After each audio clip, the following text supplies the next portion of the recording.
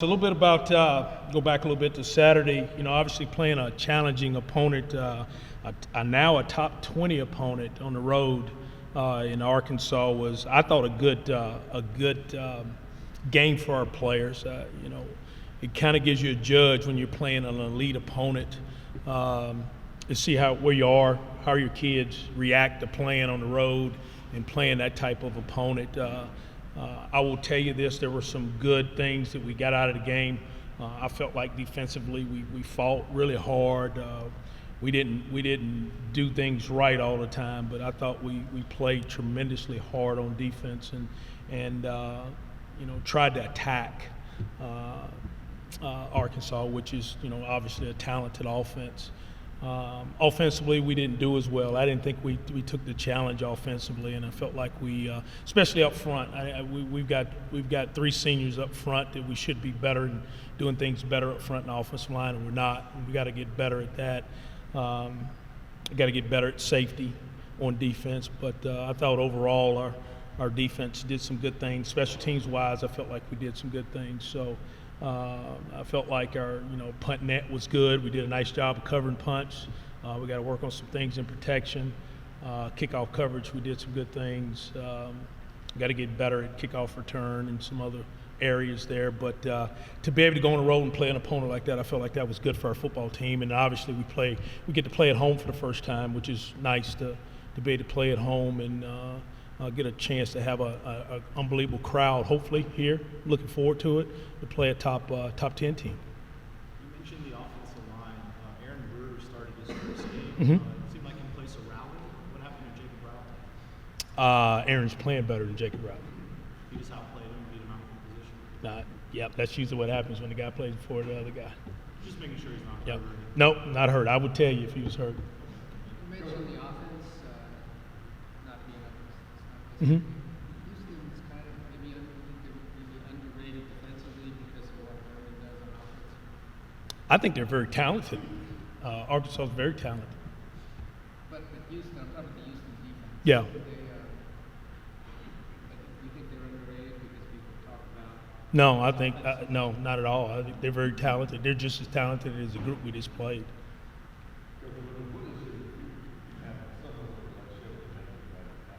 Mm-hmm.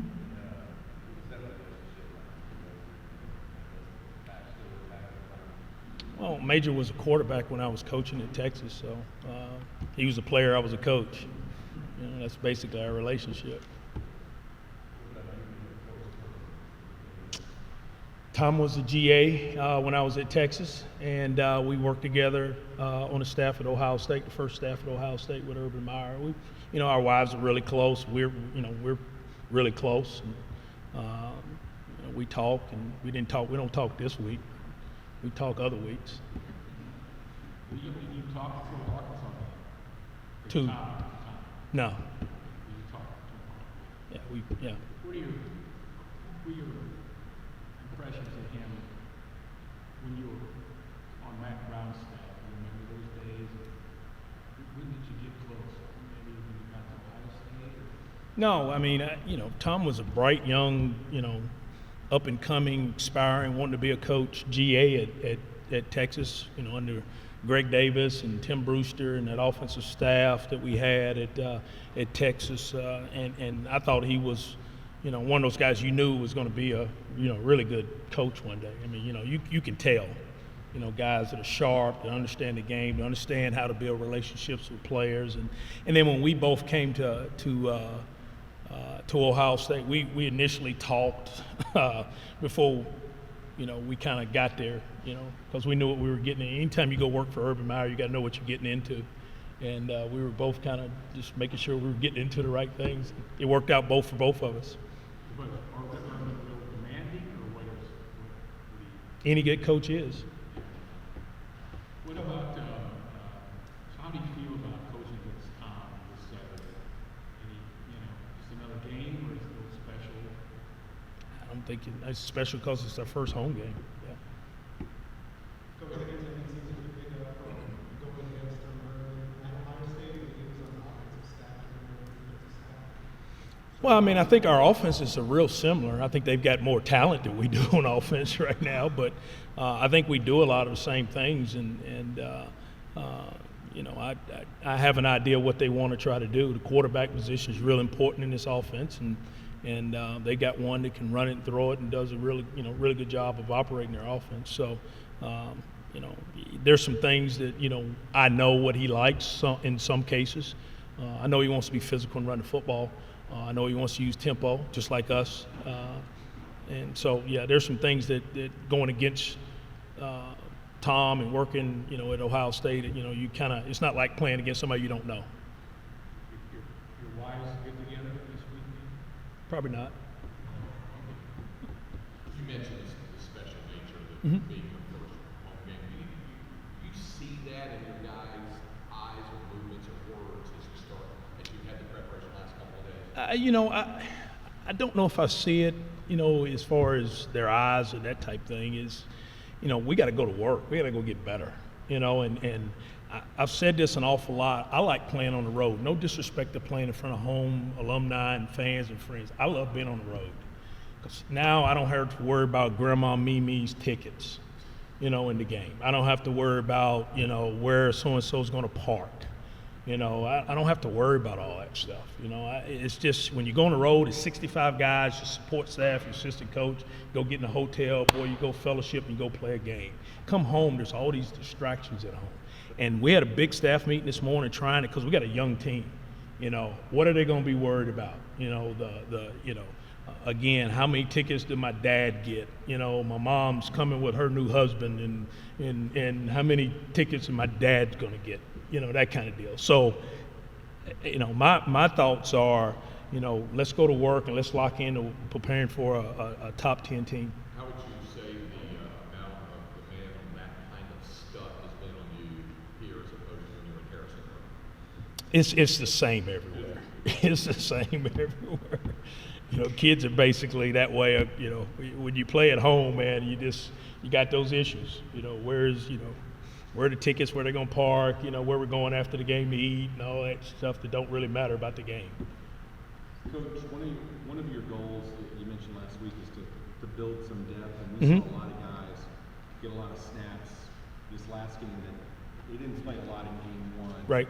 So here today, how do you feel as far as building that depth you want going into conference?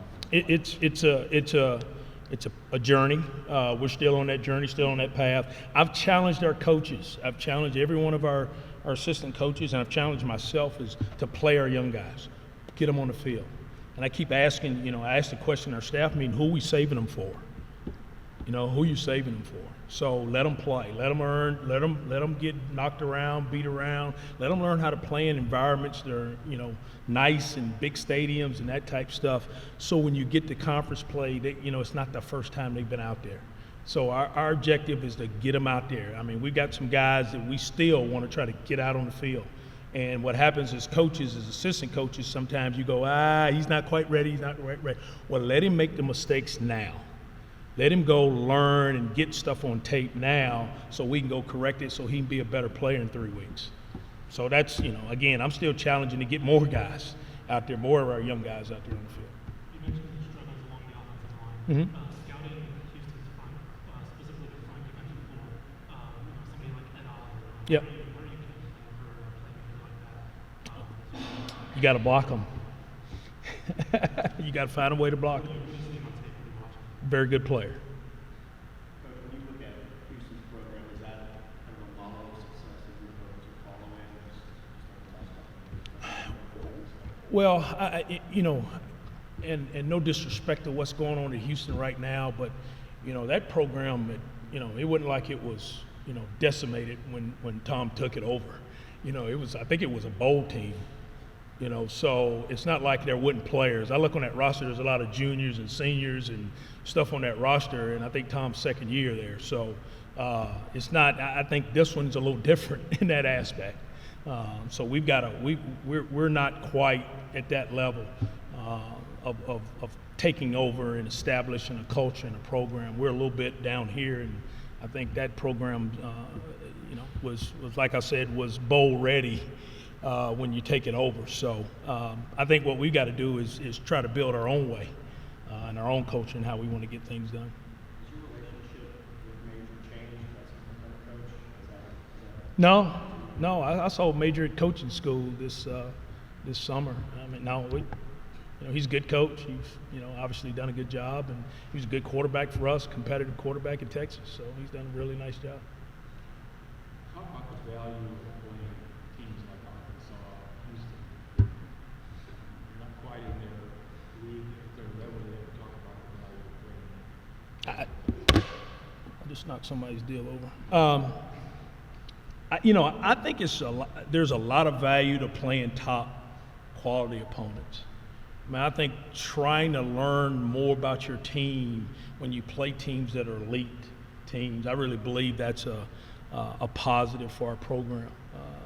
When you play teams that don't really stress you or don't, people say, here's a W, here's a W. I mean, that to me doesn't help you evaluate your program and where you want to get to. So I like playing top quality opponents. I don't necessarily like playing them back to back, but I do like playing top quality opponents. Do you worry with the young team? You like them. Do you worry about them losing confidence playing against this type of opponent if the score soon? If you're a competitor, you shouldn't. If you're a competitive person, I wouldn't losing confidence playing against good people. I worry about your competitive spirit if you're worried about that. What challenges does Greg Ward present, and how do you go about trying to contain him? Well, I mean, ask anybody that's played him before, have they contained him? I think the thing that you have to do is you got to do a great job of keeping eyes on him and keep him in front of you.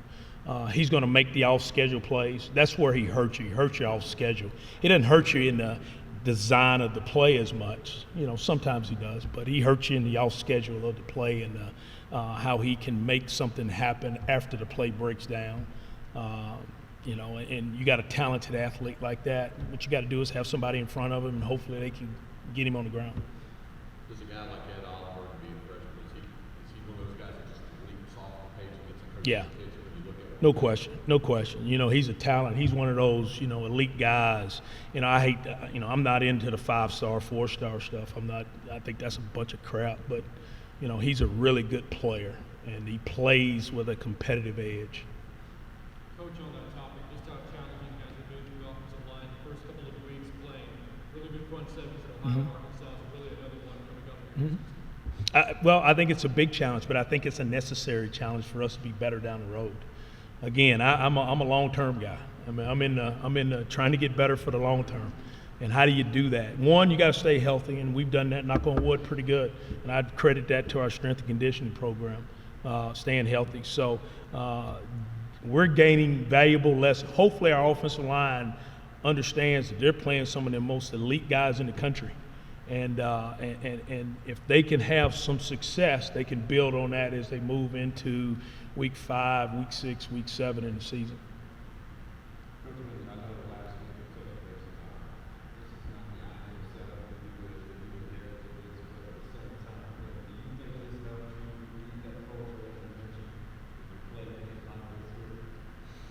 Well, I think what it does, it allows you to go sell recruits that you're going to play top-notch opponents. It helps you recruit more than anything else. If I'm a recruit and a parent and I walk in here and I love this beautiful stadium and I look at the schedule and there's not very many challenging teams on the schedule, then, is that what I want? Is that part of my DNA and my competitive spirit? Most competitive kids want to play against Houston and Arkansas, and they wanted to go to those places. Maybe they weren't quite good enough to go there, but they want to play against them to prove a point. So this helps us in that aspect to go recruit those kind of guys that can maybe one day compete against Houston and Arkansas. Coach, we've kind of seen the 24 hours before kick on the road, and quite frankly, I've seen some things that I've never seen before as far as how you prepare a team. What about the 24 hours before kick at home? Is that any different than on the road? Not really. I think if you went over to Houston's hotel, you'd see the same thing. They do exactly the same thing. No, you were saying earlier you kind of prefer to play on the road, less distractions and everything.